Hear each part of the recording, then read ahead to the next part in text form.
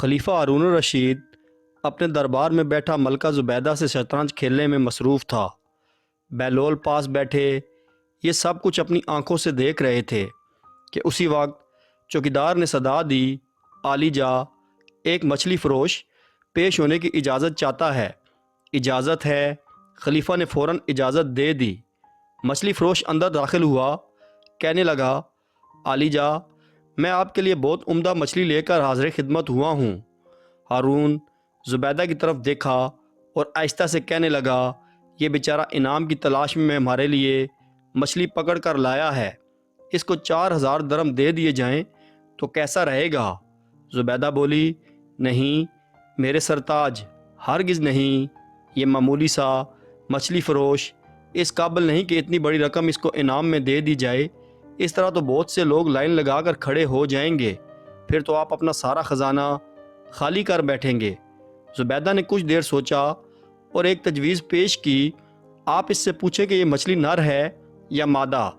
अगर वो कहे नर है तो कह दें कि नर हमें पसंद नहीं, अगर कह दे मादा है तो वो हम लेंगे नहीं। इस तरह वो मछली वापस ले जाएगा और हमें रकम भी नहीं देनी पड़ेगी। हारून को ज़ुबैदा की ये बात कुछ भली महसूस हुई, मगर बहलोल रहमतुल्लाह अलैह भी ये बातें सुन रहे थे। उन्होंने बादशाह से आहिस्तगी से कहा, मछली फ़रोश बड़ी मोहब्बत से आपके लिए उम्दा मछली पकड़ कर लाया है। यह मुनासिब नहीं कि मलका की बातों में आकर इसको नामुराद लुटा दिया जाए।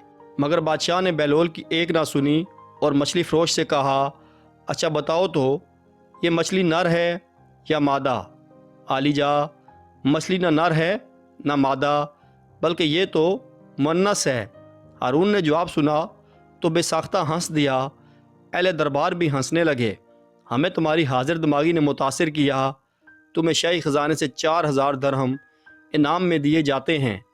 मछली फ़रोश दरम लेकर वापस पलटा ही था कि एक दरम ज़मीन पर गिर गया। वो पकड़ने के लिए नीचे झुका ही था कि ज़ुबैदा फिर हारून के कान में सरगोशी से बोली, देखा आली जा, कितना लालची इंसान है ये मछली फ़रोश। एक दरहम अगर ज़मीन पर गिर गया तो वो भी नहीं छोड़ा, जबकि बाकी सब तो इसके अपने पास ही थे ना। क्या ख़बर कोई और ज़रूरतमंद वो दरम उठाकर अपनी ज़रूरत पूरी कर लेता। हारून को ये बात बहुत खटकी और फ़ौरन मछली फ़रोश को पकड़कर पेश करने का हुक्म दे दिया। बहलोल ने भी मलका की ये बात सुन ली। आली जा, मलका के कहने पर आप मछली फ़रोश को ना रोकिए, उसे जाने दें। मगर हारून ने कोई बात ना सुनी और मछली फ़रोश से कहने लगा, ऐसे आद, हमें तेरी ये हरकत बहुत नागवार गुजरी कि तेरे पास 4000 दरम मौजूद थे, फिर भी तुमने जो एक दरम नीचे गिरा वो भी छोड़ना गवारा नहीं किया कि शायद तुम ना उठाते तो कोई और ज़रूरतमंद उठा लेता। आली जा, जान की अमान पाऊँ तो और कुछ अर्ज़ करूँ? मछली फ़रोश कहने लगा, हजूरे वाला, ये ग़ुलाम पस्त फितरत नहीं बल्कि नमक की कदर करना जानता है। मैंने इसलिए वो दरम उठा लिया कि इसके एक तरफ कुरानी आयात लिखी हैं, जबकि दूसरी तरफ आपका इसमें गिरामी। तो फिर मैं कैसे सोच सकता हूँ कि वो ज़मीन पर पड़ा रहे और लोगों के पाँव इस पर आते रहें। मछली फ़रोश की हाजिर दिमागी ने सारे दरबार को हैरत में डाल दिया। खलीफा बेसाख्ता बोल उठा, वाह, बहुत उम्दा जवाब दिया शिकारी, तुमने हमें बहुत महफूज किया।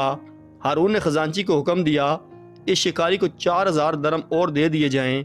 जब मछली फ़रोश रुखसत हो गया तो हज़रत बहलोल रहमतुल्लाह अलैह ने हारून से कहा, मैं ना कहता था कि शिकारी को बार बार ना रोकें।